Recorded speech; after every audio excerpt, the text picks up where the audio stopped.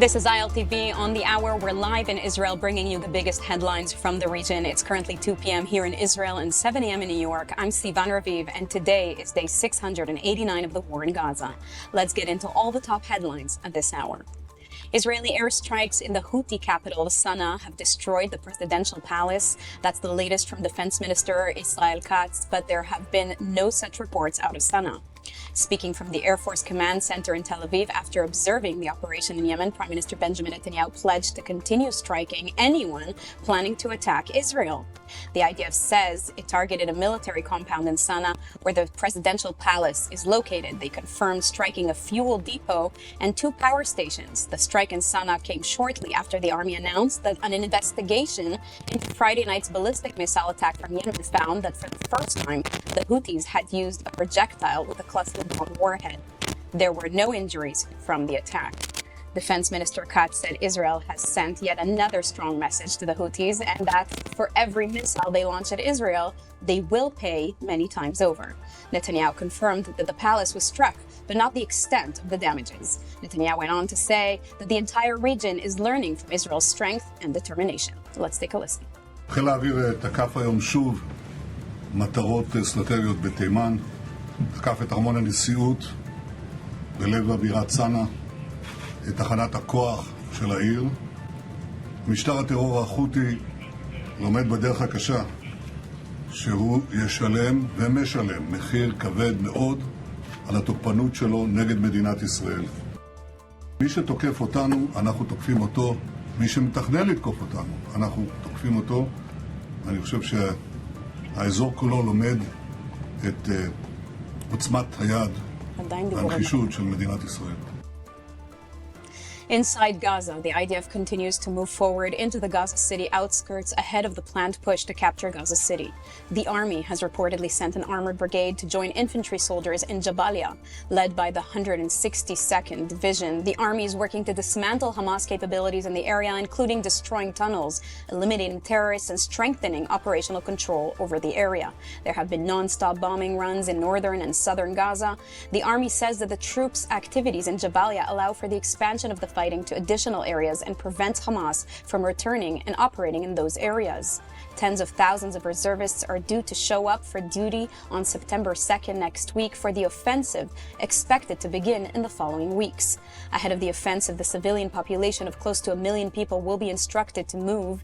As Israel sets the stage for the offensive, a trickle of civilians are already moving out of Gaza City.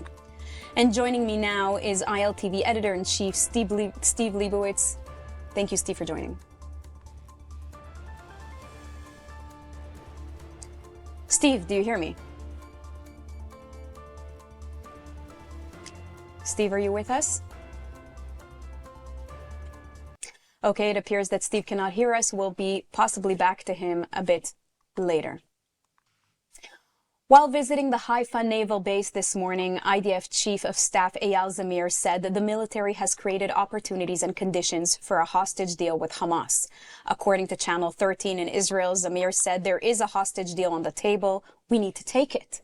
Zisser also said the IDF has met the objectives of Gideon's chariots, and as a result of the military pressure, the IDF created conditions for the release of the hostages. With the IDF's expansion into Gaza City soon, Zisser said the Navy must be ready to defend and assist the ground forces in the attack. I'm not muted or anything. And now I'd like to go to Steve Leibowitz. Steve, can you hear us now? I heard the other guest. That's all I could hear. Steve, are you with us? No, we cannot hear the broadcast. No. Okay, we'll be back to trying Steve a little bit later. In the meantime, the Shin Bet and police busted a number of Palestinians suspected of planning a terror attack. A Shin Bet warning reportedly led to the deployment of Task Force Tequila, which in a joint operation with the police and after hours of searching apprehended 7 suspects. The suspects are from Nablus and they were residing in Tel Aviv illegally. They were arrested on the Tel Aviv boardwalk on suspicion of planning an attack, but few details have been released. The suspects were unarmed when captured. Task Force Tequila is an elite undercover unit of Israel's Shin Bet and uses the latest technological means to stop terrorists before an attack can be carried out. The suspects are being held for questioning. Israel and Syria are reportedly close to a security deal. According to reports emerging, a meeting yesterday between Prime Minister Benjamin Netanyahu and U.S. Envoy Thomas Barak, the terms of the agreement between Israel and Syria are nearly complete. Reported terms between Jerusalem and Damascus would see the Syrian Golan demilitarized with a ban on weapons that would threaten Israel. Syria would be rehabilitated by the U.S. and the UAE. Israeli media says the two sides also agreed to the establishment of a humanitarian corridor to the Jabal al-Druze region of Syria. Israel and Syria have technically been at war since 1948. Israel conquered about two-thirds of the Golan during the Six-Day War of 1967 and annexed the territory in 1981. And joining me now to discuss these latest developments is Professor Eyal Zisser of the Department of Middle Eastern and African History at Tel Aviv University. Hi, Eyal. Hi, good afternoon. Good afternoon. Thank you for joining us. Let's start with the big picture here. How significant is this potential deal between Israel and Syria, and how realistic is it, especially considering the fact that technically these two countries have been at war since 1948? Well, it's important. I wouldn't say it's significant. The road to Damascus is still very long, but it's a change. It's progress toward establishing a better situation along the border. And it's important that the new regime in Damascus is ready to negotiate and to reach an agreement, although it's a technical agreement. But, you know, we were at that point so many times before during the last year. There were reports about the progress, about signing of agreements, and eventually we were not able to reach that agreement because things were happening along the Syrian border or inside Syria. For example, the eruption of violence in the Druze mountain earlier this year. So we need to wait and see. Speak about what the motivations are for both sides, particularly Syria, to finally come to the table now?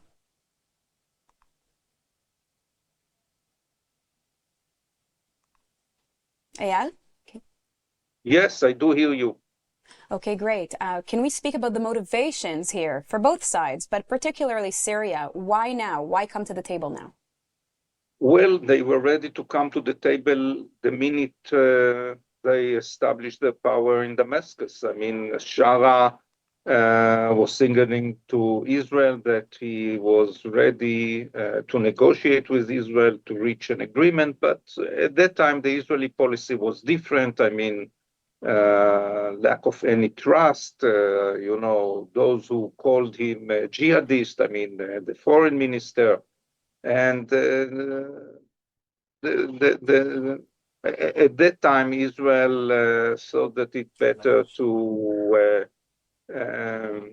carry out military operation on the ground and ignore the Syrian government. But then there was a change in the American policy, and Trump suddenly found out that Shara is handsome and he's a good guy, and was ready even to meet him. And this resulted a change in the Israeli policy, because under American pressure, Israel was forced actually to negotiate with the current Syrian regime and to reach those understandings. But I think that it's also good for Israel, because reaching agreements, reaching an understanding, having a dialogue with your neighbor, and the fact that he's ready to negotiate with you is something that will improve or will serve our interest. And right now, Syria is a ruined country and with no effective army, and doesn't pose any threat to Israel. So we can reach an understanding or agreement with the Syrian regime without fearing about our security interests. So if I understand you correctly, you're saying in other words, or perhaps directly, that the US forced Israel to come to the negotiating table. Yes, I mean, Israel was there before, but, it's mainly the change in the American government, the okay they gave to the Shara administration. The fact that they said Shara is a partner and is an ally, and we should support him, this forced Israel to change its policy regarding Syria, to stop bombing targets in Damascus and try to reach an understanding rather than to act by itself, ignoring the Syrian regime. Or at least we can say, and this is not the only case where you can find out many voices in Israel, the foreign minister still speaking about a weak Syria, divided Syria is better for Israel. Another minister speak about Shara as a jihadist, and yet the prime minister decided it is in the interest of Israel to negotiate with Shara. But when they say that he's a jihadist, is he not? Well, Minister Shikli, who said, he's a jihadist, we need to get rid of him, yes? He was a jihadist, and this is a big question whether he is still a jihadist. I think that, when we come to Khamenei, a man who is now in his 90s, will not change his mind suddenly. A man who was 20 when he joined Al-Qaeda, maybe when he becomes 30 can change or soften his ideas. But I have no clear answer. We need to follow his not only statement, but also his acts on the ground. Clearly, he has an Islamic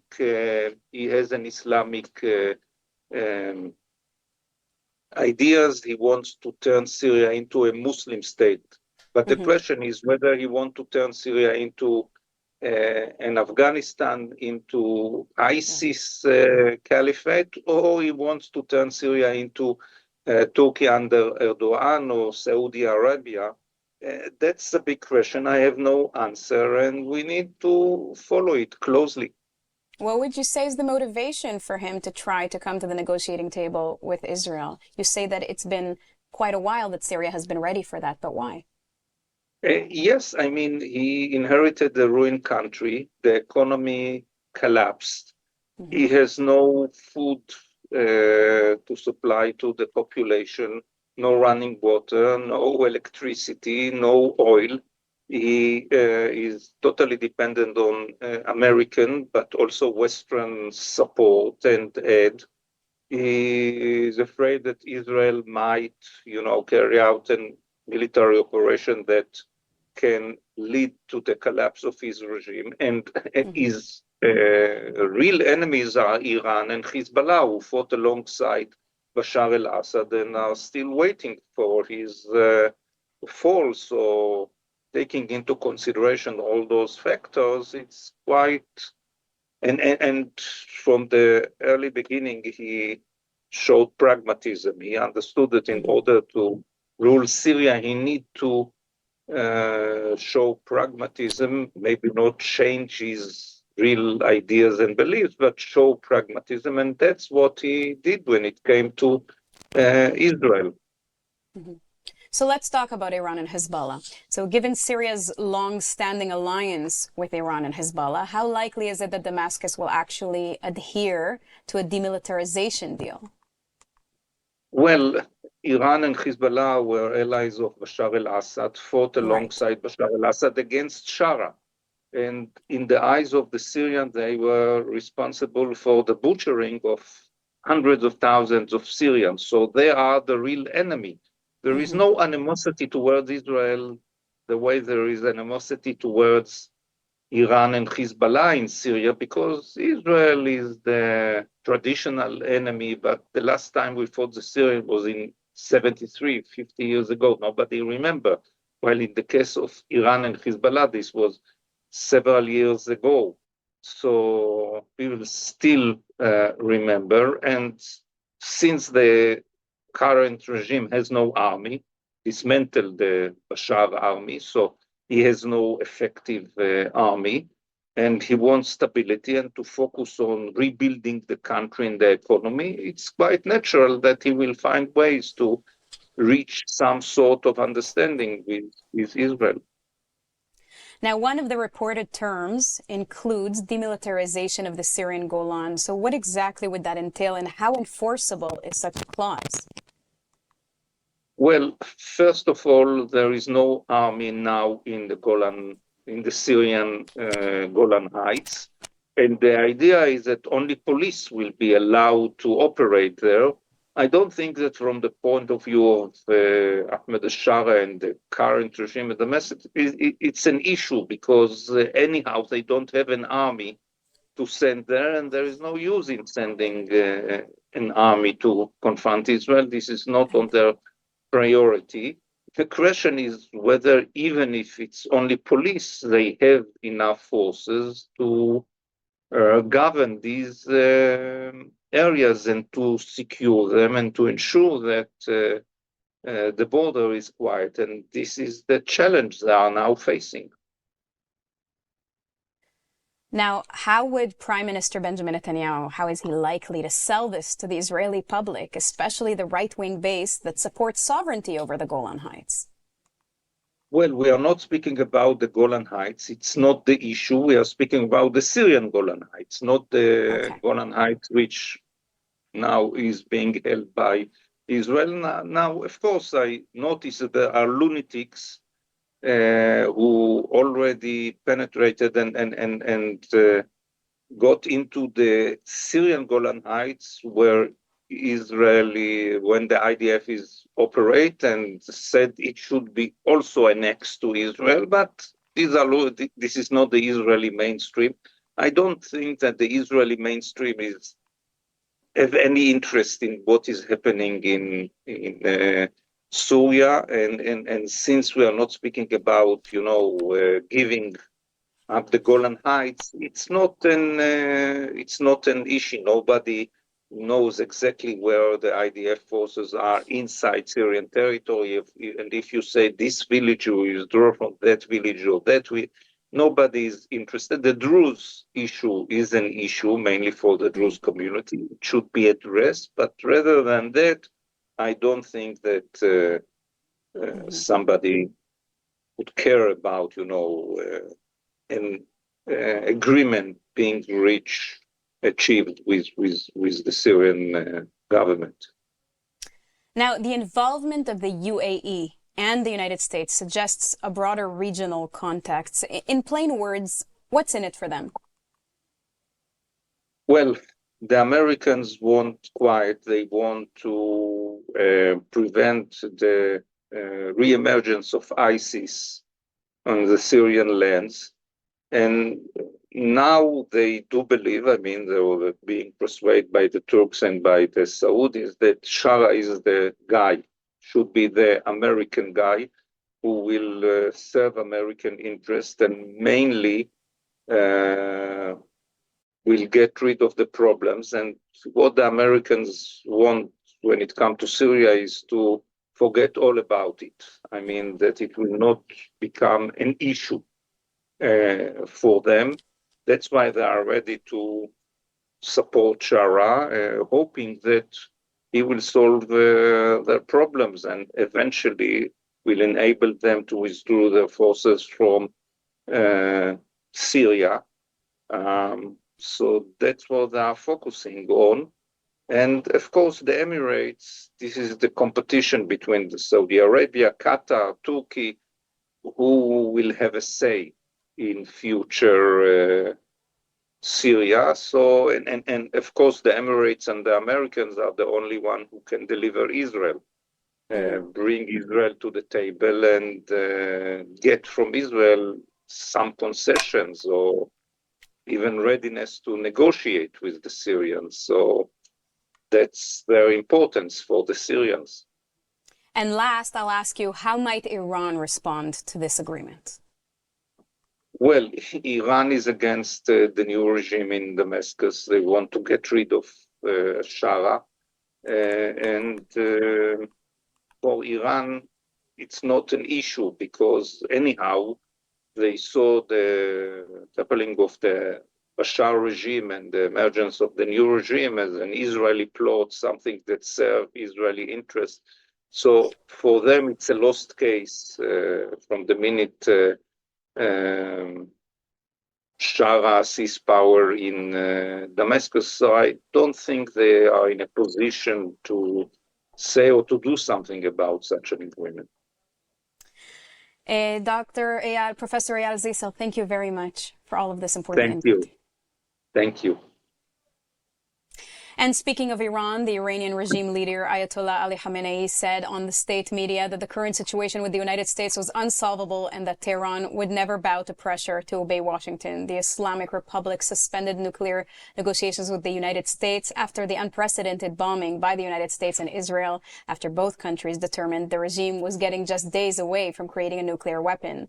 It comes at the same time Iran's foreign minister landed in Saudi Arabia this morning, and as talks between Iran, the UK, France, and Germany are scheduled for talks on Tuesday.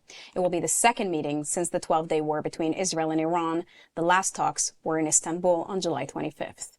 And joining me now is Iranian analyst Nati Toobian. Thank you for joining. Hi, Sivan. Good afternoon. Good afternoon. Iran is returning to the negotiating table in Geneva. Is this a genuine move, in your opinion, or a political move to delay sanctions? Well, it mostly depends on the Europeans, and we should wait and see if they actually fulfill their threats, and will set the snapback in motion. Because as far as we have seen, Europe is only threatening that we'll do this and we'll do that.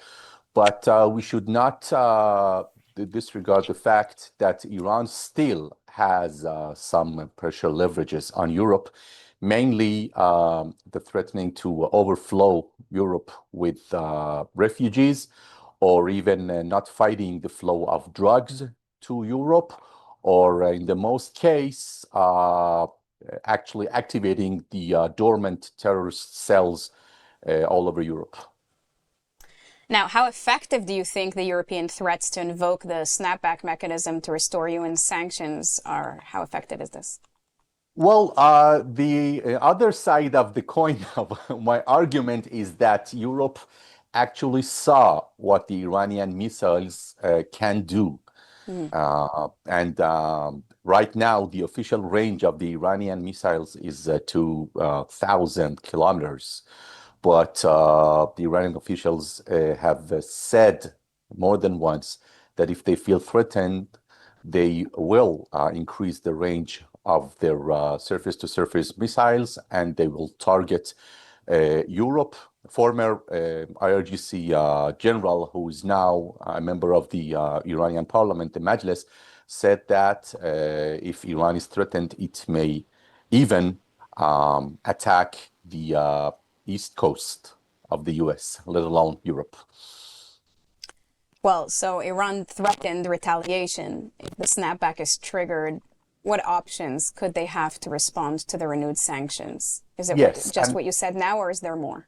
Now I'm coming to the third point of the argument, and it is whether Iran is really capable of doing so. Recent events have shown that Israel is keeping a close eye, more than a close eye, to what is ever happening. It has, as we have already seen, full intelligence control in whatever is happening in Iran. And you rightfully said that actually, according to the Prime Minister's Benjamin Netanyahu, Israel detected a rush of the Iranian scientists to, towards weaponizing the uranium that they have, and this was the main reason for the Israeli attacks. And regarding whatever U.S. did, I think that Donald Trump saw that he's practically losing all the glory of this operation, and he had no choice to take part and to show the world that the United States is still the one that is calling the shots. More than that, U.S. was the fact that actually imposed the ceasefire on Israel and the Islamic Republic as well. So at the end, we should wait and see whether Iranians are trying to rebuild their missile capabilities. If you ask me, I personally believe that insisting of keeping the right to have the nuclear fuel cycle, or in other words, the ability to enrich uranium, is not just related to the Iranian or Islamic honor. I think that Iranians or the Islamic Republic truly believes that it still has the capability to weaponize whatever it has, nuclear weapon. As far as the Iranian regime is concerned, is perhaps the final insurance or certificate to ensure the survival of the regime, and they will not give up on it so easily. And we will have to see if they are willing to take another hit, to face another war, and somehow survive. And like North Korea, the first thing they will do, they will try to actually weaponize whatever they have. I think that Israel is still waiting. And in addition to Israel's efforts to actually refill all the defense arsenal, the Arrow 3, or we even witnessed the deployment of the 5th THAAD system on Israel, which was delivered by the US from the UAE, and everyone is getting ready. Israel is hoping that I think it is not a question of if, it is a question of when Israel will strike. As long as the Islamic Republic exists, it is an existential threat to the very existence of Israel, and it will not tolerate any more threats. After October the 7th, we are seeing significant shift on the Israel's defense doctrine. It is not withholding any threats. It will try to actually suffocate the threats even in its initial stages, and will not let it grow and threaten Israel or its citizens. So if I quote you correctly, it's not an if, but a when. Exactly. So your assessment is that there most certainly will be another round. Yes, Israel is waiting. Anyhow, Iran is dealing with harsh environmental circumstances, severe shortage of water, of electricity, and even Israel doesn't attack, it will eventually will cripple Iran. But the question is whether the Iranian regime will do what the North Koreans did, which means disregarding the welfare of their citizens, actually not caring at all whatever is happening to them, but the most significant effort will be to maintain the regime and make it survive this situation somehow. Well, we have to wrap it up. Thank you very much for your input, Nati Toobian. Thank you very much. My pleasure. That's it for this edition of ILTV on the Hour. We'll continue giving you the most important updates coming from Israel and the Middle East. But for now, you can keep up with us on our ILTV app. Just scan the QR code on your screen. I'm Sivan Raviv. This is ILTV News. Thank you for watching.